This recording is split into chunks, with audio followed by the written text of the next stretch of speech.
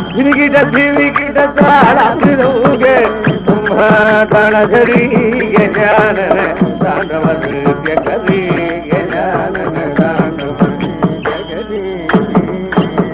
ஸ்ரீ குருப்பியோ நமஹா. எல்லோருக்கும் நமஸ்காரம், வணக்கம். இந்த பிரம்மஸ்ரீ டிஎஸ்பி ஹரிகதா இது கொஞ்ச நாளா போடல. இப்ப மறுபடியும் இன்னிலேருந்து தொடங்குறது. ஐ அஷ்யூரியோ இனிமே அது ரெகுலரா வரும். அதுல என்ன கொடுக்க போறேன்னா, அப்பாவுக்கும் பல குருமார்களுக்கும் இடையே ரொம்ப இன்ட்ரெஸ்டிங் இன்சிடென்ட்ஸ்லாம் நடந்தது. அதை ஒவ்வொன்றா ஒவ்வொரு பகுதியிலும் பார்க்கலாம். அதுக்கு பிறகு அப்பாவோட கதை கேட்கலாம். இன்னைக்கு பாகவதம், ஸ்ரீமத் பாகவதம் அப்பாவுடைய கதையிலிருந்து ஒரு தொகுப்பு. அதற்கு முன்னாடி காஞ்சி மகா பெரிவாக்கும் அப்பாவுக்கும் நிறைய இன்சிடென்ட்ஸ், இன்ட்ரெஸ்டிங் இன்சிடென்ட்ஸ் நடந்திருக்கு. அதுல ஒரு இன்சிடென்ட்டை பத்தி இப்ப நான் சொல்ல போறேன். 1966, 65, 66 நினைக்கிறேன். அப்பா ஆழ்வார்பேட் வீனஸ் காலனி ஆஸ்திக சமாஜத்துல நீண்ட நாட்கள் ராமாயணம், அப்புறம் தொடர்ந்து மகாபாரதம் எல்லாம் சொல்லி பட்டாபிஷேகம் வரப்போகுது. அது கிரௌடுனா அப்படி ஒரு கிரௌடு அங்க குமியுவார்கள். அப்பாவுக்கு கேரியர்ல நிறைய பீக் இருந்தது. இந்த ஆஸ்திக சமாஜத்துல அப்பா சொன்ன அந்த 65, 60 சொன்னது அது ஒரு பீக். இது எப்படின்னாக்கா, அப்பாவே காரை ஓட்டின்னு போயிட்டு அங்க பார்க் பண்ணிட்டு கதை பண்ண போயிடுவா. சில நாட்கள் கார் எங்க வீட்டு வேலைகளுக்கு தேவைப்படும். அப்ப நாங்க என்ன பண்ணுவோம், அப்பாவை கொண்டு போய் ஆசிரியர் சமாஜத்தில் டிராப் பண்ணிட்டு எங்க வேலையெல்லாம் முடிச்சுட்டு அப்புறம் அப்பாவை கதை முடிஞ்சவொன்னா கூட்டின்னு வரதுக்காக போவோம். அப்போ கதை முடியறதுக்கு முன்னாடி கார் எடுத்துன்னு போனா ஆழ்வார்பேட்டை அந்த சிக்னல்ல இருந்து லெப்ட்ல மரேஸ் கேட் ரோட்ல திரும்ப முடியும். ஆனால் கதை முடிஞ்சதுக்கு அப்புறம் போனால் உள்ளே நுழைய முடியாது. ஏன்னா பல்லாயிரக்கணக்கான மக்கள் சாரியா அந்த தெருவில் நடந்து வந்து கொண்டிருப்பார்கள். அப்படி ஒரு கூட்டம் நிறைந்த தொடர் அது. ஸோ இவ்வளோ அருமையா ஒரு செஷன் முடிய போறது அப்படிங்கும்போது, ஆஸ்திக சமாஜத்தில் சேர்ந்தவர்கள், குறிப்பா அதோடைய தலைவர் திரு எஸ்.ஜி. ரத்னமையர், அவர் யாருன்னா இயக்குனர் மணிரத்னம் அவர்களுடைய தந்தை. அவரும் அந்த ஆஸ்திக சமாஜத்தில் சேர்ந்த எல்லோருமே இவருக்கு பாலகிருஷ்ண சாஸ்திரிகளுக்கு ஹரிகதா ரத்னாகர அப்படின்ற ஒரு டைட்டில் கொடுத்துதான் இந்த கதைய காலட்சேப தொடரை பூர்த்தி செய்யணும் அப்படின்னு அவங்க ஆசைப்பட்டாங்க. அப்பாவுக்கு என்னன்னா, அப்பா பை த டைம் நிறைய டைட்டில் வாங்கிட்டா. பாரத கேசரி, பாலவியாசா, அதுக்கப்புறம் ஆந்திரால தாடேப்பள்ளிக்கூடம்ங்கிற இடத்துல கூட்டு அப்பாவுக்கு பெரிய லெவலில் ஹானர் பண்ண, அந்த மாதிரி நிறைய. அப்பாவுக்கு ஒன் மோர் டைட்டில் வாங்கிக்கணுமான்னு ஒரு கொஞ்சம் ரிலக்டண்டா இருந்தா. பட் அவங்க ஆசையா கொடுக்கும் போது வாண்டான்னு சொல்றதுக்கும் முடியல. அதனால என்ன பண்ணா, அப்பா அவங்களுக்கு ஒரு சேலஞ்ச் வச்சா. அந்த சேலஞ்சை அவங்க மீட் பண்ணாக்க வாங்கிக்கலாம். சேலஞ்சை மீட் பண்ணலன்னா அவங்களே சரி முடியல அப்படின்னு சொல்லிடுவாங்கிறதுனால அப்பா ஒரு சேலஞ்ச் வச்சா. அது என்ன சேலஞ்சுனா, இந்த டைட்டில நான் வாங்கிக்கிறேன் ப்ரொவைடர் காஞ்சி மகா பெரிவாவும் சிங்கேரி மகா சன்னிதானம் அபிநய வித்யா தீர்த்தா 2 பேரும் ஆசீர்வாதம் பண்ணி அவங்களுடைய ரெப்ரசன்டேட்டிவ்ஸ் 2 பேரும் ஒன்னா சேர்ந்து இந்த டைட்டில் எனக்கு கொடுத்தா நான் வாங்கிக்கிறேன் அப்படின்னு சொன்னோம். ஆசிரியர் சமாஜ் சரி ஓகே ஃபேர் இனஃப் அப்படின்னு சொல்லிட்டு, அப்போ அபிநய வித்யா தீர்த்தா மெட்ராஸ்ல எங்கேயோ வெளியூர்ல இருந்தார். அவருக்கு லெட்டர் எழுதினா அவர் உடனே இம்மீடியட்டா தன்னுடைய ஆசீர்வாதத்தையும் அப்ரூவலையும் பண்ணிட்டு, நீங்க என்னைக்கு டேட்டுன்னு சொல்லுங்க, அன்னைக்கு எங்க ரெப்ரசன்டேட்டிவ் அதை கொடுப்பாருன்னு சொல்லிட்டார். காஞ்சி மகா பெரிவா அப்போ சென்னையிலேயே இருந்தா, சான்ஸ்கிரிட் காலேஜில் கேம்ப். ஸோ ஒரு நாள் வீனஸ் காலனியில் கதை முடிஞ்சோடனே நைட்டு எஸ்.ஜி. ரத்னமையர் மற்றும் ஆஸ்திக சமாஜத்தை சேர்ந்தவர்கள் எங்க அப்பாவோட போயிட்டு பெரியவாவை பார்த்தா. பெரியவா அப்பதான் சந்திரமௌலீஸ்வரர் பூஜை பண்ணிட்டு உட்காந்துருந்தா. எல்லாரும் நமஸ்காரம் பண்ணிட்டு ரத்னமையர் இந்த மாதிரி ஒரு பெரிய லெவல்ல ரொம்ப அற்புதமான ஒரு கதாகாலட்சேப தொடர் இப்போ முடிய போகுது. அதனால பாலகிருஷ்ண சாஸ்திரிகளுக்கு ஹரிகதா ரத்னாகரங்க ஒரு டைட்டில் கொடுக்கலான்னு இருக்கோம். அது மகா பெரிவா நீங்க ஆசீர்வாதம் பண்ணி உங்க ரெப்ரசன்டேட்டிவ் அனுப்பிச்சு அதை கொடுக்க வைக்கணும் அப்படின்னு சொன்னார். பெரியவா இம்மீடியட்டா அதுக்கு இன்னும் ஆன்சர் பண்ணல. எங்க அப்பா கிட்ட திரும்பி, பாலா, இந்த பாகவதத்துல அந்த சாப்டர்ல அந்த ஸ்லோகம் வருது பத்தியா, அந்த ஸ்லோகத்துக்கு மீனிங் நான் இப்படின்னு புரிஞ்சிருந்தேன், அது அப்படிதானா இல்லை வேற ஏதாவது இருக்கா? அப்பா இல்ல பெரியவா, அதை அப்படி ஆக்சுவலா இன்டர்பிரட் பண்ணக்கூடாது, அதை வேற மாதிரி பண்ணோன்னு அப்பா ஒரு இன்டர்பிரிட்டேஷன் கொடுக்குறான். உடனே மகாபெரிவா அப்போ இதே மாதிரி ஒரு ஸ்லோகம் மகாபாரத்ல விராட்டா பருவால வருது இல்லையா, அதுவும் அப்படிதான் இன்டர்பிரட் பண்ணமா அப்படின்னு. இல்ல பெரியவா, அதை இப்படி இன்டர்பிரட் பண்ணணும்னு அப்பா சொல்றான். இந்த மாதிரி இந்த question answer session vent on for almost 2 hours. இதை பத்தி அப்பா அப்புறம் சொல்லும்போது, அந்த காலத்துல டேப் ரெக்கார்டர் கிடையாது, இப்படி ஒரு செஷன் நடக்க போறதுன்னு தெரியாததுனால யாரும் ஒரு பேப்பர் பென்சில் கூட எடுத்துன்னு போய் நோட் பண்ணிக்கல. சோ அவர் என்ன கேட்டா நான் என்ன பதில் சொன்னேன்னு எனக்கே ஞாபகம் இல்லை. 2 மணி நேரம் இந்த session vent on and on and on. அது முடிஞ்சதுக்கு அப்புறம் பெரியவா பாலா, எப்படி இவ்வளவு விஷயங்கள் நீ தெரிஞ்சு வச்சுட்டு இருக்க? இவ்வளவு டைம் உனக்கு எப்படி இருக்கு? அதுவும் ஆபீஸ்க்கும் போயிட்டு அப்படின்னு சிரிச்சுன்னு எழுந்து போயிட்டார். இந்த அவார்டை பத்தி ஒண்ணுமே சொல்லல. சோ ஆஸ்திக சமாஜத்துல இருக்கவங்களுக்கு என்ன பண்றதுன்னு புரியல. அப்பா என்ன சொன்னா, நான் சொன்னேன் 2 பெரியவாவும் சேர்ந்து ஆசீர்வாதம் பண்ணி கொடுத்தாதான் நான் வாங்கிப்பேன்னு சொன்னேன். சப்போஸ் காஞ்சி பெரியவா இதை அப்ரூவ் பண்ணலன்னா நான் சிங்கேரி பெரியவாட்ட போயிட்டு மன்னிப்பு கேட்டு இன்னொரு அக்கேஷன்ல நான் வாங்கிக்கிறேன்னு சொல்லிடுறேன், இப்போ வேண்டாம் அப்படின்னு சொல்லிட்டான். அப்போ மறுநாள் எங்க தாத்தா, அதாவது எங்க அம்மாவோட அப்பா, எங்க அப்பாவுடைய மாமனார் ஸ்ரீவத்ச சோமதேவ சர்மா, அவர் 18 புராணத்துல அத்தாரிட்டி. அவர் அதை தவிர மகா பெரியவாக்கு ரொம்ப ரொம்ப ரொம்ப நெருக்கமானவர். அவருக்கு மறுநாள் மடத்திலிருந்து ஒரு போன், பெரியவா உங்களை உடனே பார்க்க சொல்றான்னு. அவளா எவ்வளவு பெரிய ஸ்காலரா இருந்தாலும் ரொம்ப சிம்பிள் லிவிங். அவ பழைய மாம்பலத்துலேருந்து அப்படியே நடந்து போய் அந்த ரங்கநாத் ஸ்ட்ரீட்லாம் தாண்டி தீநகர் பஸ் ஸ்டாண்ட்ல போய் பஸ் பிடிச்சி மயிலாப்பூர்ல இறங்கி சான்ஸ்கிரிட் காலேஜில் போய் பெரியவாட்ட பார்த்து, பெரியவா என்ன விஷயம் இல்ல, இந்த பாலாக்கு வீனஸ் காலனி ஆஸ்திக சமாஜத்துல அரிகதா ரத்னாகரன் ஒரு டைட்டில் கொடுக்க போறாளாம், அது நம்ம காஞ்சி மடம் சார்பா நீங்க போய் கொடுத்துருங்க அப்படின்னு பெரியவா சொன்னான். ஸோ அந்த போட்டோ இன்னைக்கு இருக்கு, பரந்துல தேடினா கிடைக்கும். அப்பா நடுவில் நிற்பா. ஒரு பக்கம் காஞ்சி மடம் சார்பாக எங்க தாத்தா ஸ்ரீவத்ச சோமதேவ சர்மாவும், இன்னொரு பக்கம் சிங்கேரி மடம் சார்பாக ஒரு பெரிய ஸ்காலரும் சேர்ந்து அந்த அவார்டு அப்பா கொடுக்க அப்பா அதை வாங்கிட்டார். ஸோ இதே மாதிரி அடுத்த வாரங்கள்ல புட்டபர்த்தி பாபாக்கும் அப்பாக்கும் நடந்த இன்சிடென்ட்ஸ், பன்றிமத மகா சுவாமிகள் அவருக்கும் அப்பாக்கும் நடந்த இன்சிடென்ட்ஸ், சிங்கேரி மகா சன்னிதானத்துக்கும் அப்பாக்கும் நடந்த இன்சிடென்ட்ஸ், அண்ட் ராகவேந்திர சுவாமிகளுக்கும் அப்பாவுக்கும் நடந்த இன்சிடென்ட்ஸ், இதெல்லாம் ஒண்ணா சொல்றேன். இப்போ அப்பாவுடைய ஸ்ரீமத் பாகவதம் கதையிலிருந்து ஒரு பகுதி.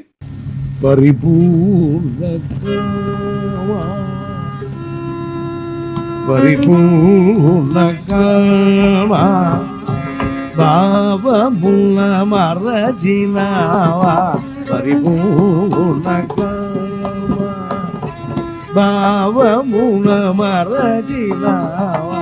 పరిపూర్ణ కామా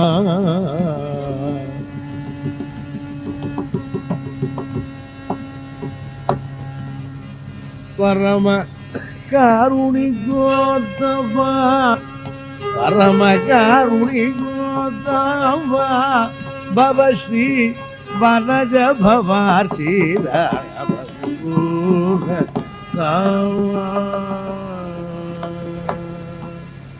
பரிபூர்ண காமா. பகவான் அவதாரம் பண்ற போது அவருக்கு என்ன வேணுங்கிறதே கிடையாது.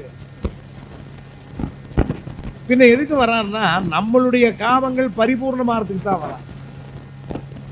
இன்னைக்கு ராமனை பார்க்கல, கிருஷ்ணனை பார்க்கல, நரசிம்மனை பார்க்கல, இவெல்லாம் பார்த்தா நம்ம இருக்க மாட்டோம். ஆனால் அவளுடைய திவ்ய மகிமை லீலா வினோதங்களை கேட்கிற போது நம்ம அறியாமல் நம்ம இடத்துல இருக்கிற வியாதி போகும். என்ன வியாதி? ஆத்ம வியாதி. இது இந்த உடம்பு எடுத்திருக்கிற ஒரு தன்மையே ஏதோ ஒன்று கொண்டு முடி கொண்டு தள்ளி இருக்கு. அது வந்த அப்புறம் இத்தனையும் தாங்க வேண்டிய நிலை நமக்கு விடுறது. இதுக்கு நடுவில் ஒரு புண்ணியம் என்ன? நான் இன்னாருங்கிறத தெரிஞ்சு பொழைச்சு கொள்ள வேண்டிய வழி அது கிடைக்கிறது. அது கிடைக்கிறதுக்கு தான் பகவான் அவதாரம் பண்ணியிருக்கான். அன்யாவதார நிகரேஷு அனிரீக்ஷிதே பூமாதிரே ககலுஷம் ததாக மோக்ஷே. எந்த விதத்தினால நீ பண்ணின அழுக்க நீக்க முடியும்? குளிச்சா அழுக்கு போறது, ஆனா மறுபடியும் அழுக்கு ஓட்டுறது. சாப்பிட்டா பசி போறது, மறுபடியும் பசிக்கிறது. மருந்து சாப்பிட்டா வியாதி போறது, மறுபடியும் வியாதி வருது. எல்லாமே நம்ம தொடர்ந்து இருக்கு, எங்கேயும் போயிடல. அதை கீப்பிங் தேம் அட் பே, அதை தனியா வச்சுட்டு இருக்கோம், அவ்வளவுதான். ஆனா இத்தனைக்கு காரணம் என்ன? நம்ம உடம்போட வந்திருக்கிறது. அது காரணம் என்ன? நாம பிறவி.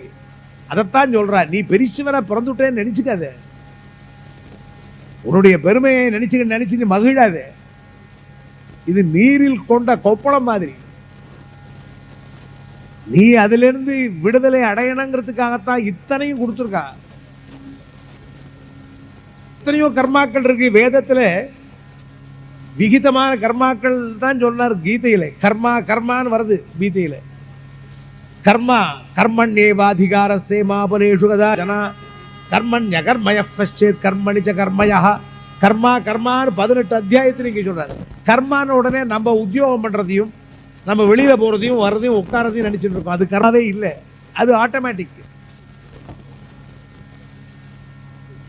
கர்மாங்கிறது இந்த ஜென்மா நிவர்த்தி அடைகிறதுக்காக சொல்லப்பட்டதான வேதங்களிலே சொல்லப்பட்ட கர்மாவைத்தான் அவர் சொல்றார். மீன் பிடிக்கிறவன் இருக்கான், அவன் ஒழுங்கா போய் மீன் பிடிச்சு வந்து வியாபாரம் பண்ணானா அவன் வந்து அக்னிஹோத்திரம் பண்ற பிராமணனுக்கு மேல புண்ணியம் பண்றவன். இந்த அக்னிஹோத்திரம் பண்றவன் மீன் பிடிச்சான்னா தொலைஞ்சான், இல்ல மீன் பிடிக்கிறவன் வந்து அக்னிஹோத்திரம் பண்ணானா தொலைஞ்சான். இது எப்படி நம்ம சாஸ்திரம் சொல்றது. அதாவது ஒவ்வொருத்தரும் ஏன் அதை நாம செய்யப்பட்டு எனக்கு மீன் பிடிக்கலாம் போடுங்க போ போ. அப்பை தீட்சிதரோட வம்சம் சார். அப்படியா? நீயா என்ன பண்ற? ஃபிஷரிஸ் டிபார்ட்மெண்ட்ல இருக்கேன். ஸ்வதர்மோ நிதரம் ஸ்ரேயா. அதுல யஜ்ஞங்கள் சொல்றான். யஜ்ஞங்களுக்கு தேவதைகளை பிரீத்தி பண்றது. இது திரேதா யுகத்திலே துவாபர யுகத்தினுடைய ஆரம்பத்திலே யஜ்ஞம் பண்ணாதவாளே கிடையாது. நம்ம வீடுகள்லயே 60 வருஷம் 70 வருஷம் முன்னாடி புகைஞ்சின்னு இருந்தது வீடு. புகைஞ்சின்னு இருந்ததுன்னா அக்னிஹோத்திர புகை. அக்னிஹோத்திரிகளுடைய வம்சத்துல தான் நாம எல்லாம் வந்திருக்கோம். இன்னைக்கோ திடீர்னு பேர் வேணா மாறினுட்டோம், மீசை வேணா வச்சுனுட்டோம், தலையை வேணா மொட்டை அடிச்சுனுட்டோம், பைஜாமா போட்டுனுட்டோம், லங்கி கட்டினுட்டோம். ஆனால் அக்னிஹோத்திரனுடைய பரம்பரையில வந்திருக்கிறவா ஒருத்தரும் அக்னிஹோத்திரிகளை ஆதரிச்சவா மற்றவாள் எல்லாருமே, ராஜாக்கள்ல இருந்து எல்லாருமே. அவன் அக்னிஹோத்திரம் பண்ணான்னா உன் வீடு செழிக்கும்னு. அப்ப யஜ்ஞ யாகங்கள் நடந்தது. யஜ்ஞ யாகமானது உயிர் கொலைன்னு அதை நிறுத்தி விட்டோம். இப்போ இருந்தாலும் அந்த இடத்துல மாவுனாலே ஒரு பசு மாதிரி பண்ணி அக்னி அந்த பண்றான். இப்பாகவதம் என்ன சொல்றது? இதுவும் நின்று போயிடும், இந்த கர்மாக்களும் நின்று போயிடும், ஸ்வதர்ம அனுஷ்டானமும் போயிடும், யஜ்ஞங்களும் போயிடும். யஜ்ஞாதுலு தியாகராஜ சுவாமிகள் அபாரமான கீர்த்தனைகளை பாடியிருக்கார். அந்த மகாத்மாவனுடைய உபகாரத்தை மறக்கவே முடியாது. வெறும் சங்கீத கச்சேரி பண்றதுக்கு மாத்திரம் அவர் பாடலை. அவர் இந்த பாகவத முழுக்களும் தியாகராஜ ராமாயணம் சொல்ற மாதிரி தியாகராஜ பாகவதம் சொல்லலாம். யஜ்ஞாதுலு சுகமனுவாரிகி சமமஜ்ஞானுலு கலரா. அவர் 200 வருஷங்களுக்கு முன்னாடி இருந்தவர். யஜ்ஞங்கள் பண்றது சுகம்னு நினைச்சுட்டு இருக்கானே அவன் மாதிரி முட்டாள் கிடையாதுடா. இன்னும் முட்டாளை இன்னும் அழுத்தி சொல்றார். சுஞானதரீத்ர பரம்பருளை ஆசுர சித்துலை ஜீவாத்மகிம் சகலை யஜ்ஞாதுலு சுகமனுவாரிகி சமமஜ்ஞானுலு கலரா. சுஞான தரித்திர பரம்பருளை. இவன் அப்பா ஒரு தரித்திரம், இவங்க தாத்தா ஒரு தரித்திரம். எதிர ஞானத்துல உயிர் கொலைய பண்ணிட்டு இருக்கான், ஜீவ ஹிம்சகலை. இதை விட்டு விட்டு பக்தி மார்க்கத்துக்கு வாங்குறாரு. பக்தி மார்க்கத்தில் வரபோது நீ பக்தி பாக்ய சுதாநிதிலித்தே ஜென்மமு. பகவானுடைய நாமத்தை சொல்லிக்கிட்டு பகவானை நினைச்சுக்கிட்டு பகவானுடைய சரித்திரத்தை கேட்டுக்கிட்டு ஸ்ரவணம் கீர்த்தனம் விஷ்ணோஹோ ஸ்மரணம் பாதசேவனம் அர்ச்சனம் வந்தனம் தாஸ்யம் சக்கியம் ஆத்ம நிவேதனம். இது இந்த 9 விதமான பக்தி. பாட முடியலையா கேளு, கேட்க முடியலையா பாட முடியலையா நினைச்சுக்கோ, நினைச்சுக்கிட்டா போறோம். கிருஷ்ணா வாசுதேவா நினைச்சுக்கோ, உடனே அங்கேருந்து பதில் வரும். நிச்சயமா பதில் வரும். இதுல ஏமாத்தமே கிடையாது. ஏதோ நான் காலட்சேபம் பண்றேங்கிறதுக்காக சொல்றது இல்லை, அனுபவத்தில் சொல்றேன். நான் அவனை நினைச்சுக்கிட்டா பதில் வரும், இன்னொருத்தரை நினைச்சுன்னா பதில் வராது. நமக்கு யாருக்காவது லெட்டர் போட்டோம்னா பதிலே வராது. நான் போட்டேன், நீ லெட்டர் போட்டீங்களா? வரவே இல்லையே, வந்திருக்கு. பகவான் ஒருத்தன் தவற மாட்டான்டா. அந்த பக்தி மார்க்கத்தை தான் உத்தவருக்கு சொல்லி முடிச்சார்கள் பகவான். அந்த பக்தி மார்க்கம் தான் முழுக்க பாகவதம் 12 ஸ்கந்தத்தையும் பகவான் லீலையில காட்டிட்டே போறார். இதுதான் பாகவதம். பாகவதம் பாகவதங்கிற வார்த்தைக்கே அதான் அர்த்தம். பக்திங்கிறது எந்த விதத்திலே நாம் செய்யலாம், எப்படி பண்ணலாம், சுலபம். அதுக்கு ஆச்சாரம் இல்லை, அதுக்கு அனுஷ்டானம் கிடையாது, அதுக்கு இன்னார் தான் செய்யலாங்கிறது கிடையாது. பிரகாரணையும் ஸ்ரீ ராமானுஜாச்சாரியால் அந்த சரம ஸ்லோக பத்ததின்னு காட்டுற போது அதெல்லாம் சொல்லியிருக்காரு. என்ன ரீதியில தான் நீ இருக்கணுங்கிறது. எங்க வேணா உட்காந்துக்கலாம், எப்படி வேணா பார்க்கலாம். அதுக்கெல்லாம் எத்தனை இருக்கு. வாத்சல்யாத் அபயப்பிரதான கரணாத் ஆர்த்தார்த்தி நிர்வாபணாத் ஔதார்யாத் அகசோஷணாத் அகநிதஸ்ரேயப்பத பிராபணாத் சேத்ய ஸ்ரீபதிரேவேக ஜெகதாம் ஏதேஜ ஷட் சாட்சிணா. பிரகலாதன் அசுர விட்டு குழந்தைடா, துருவன் சின்ன பையன்டா, யானை மிருகம்டா, பாஞ்சாலி வீட்டுக்கு விளக்கா இருக்கிற நாள்ல பகவானை கூப்பிட்டாடா, அகல்ய எல்லாராலும் ஒதுக்கப்பட்டாடா, இத்தனை பேர் ஒரு நல்ல கத்தி அடைஞ்சா. நீ யாரா இருந்தாலும் அடையலாம். You may be a scoundrel, you may be a murderer. பகவான் உன்னை கைவிட மாட்டான். மற்றவள்ள உன்னை பார்த்து பேச மாட்டான்.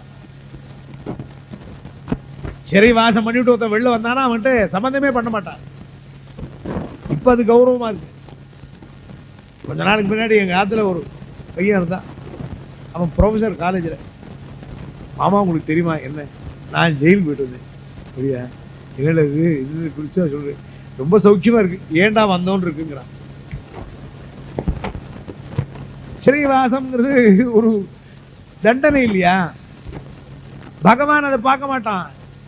இத்தனை ஜராசந்தனுடைய வீட்டில் இருக்கிறதான 87 ராஜாக்களை விடுதலை பண்ணல, 16,000 பெண்களை விடுதலை பண்ணி அத்தனை பெண்களை தானே கல்யாணம் பண்ணினான். அதனால இந்த 12 ஸ்கந்தத்திலையும் சொல்லப்பட்டது பக்தியினுடைய பெருமை. பக்தியினால்தான் பகவான் அடையலாம். அது யார் வேணா அடையலாம்.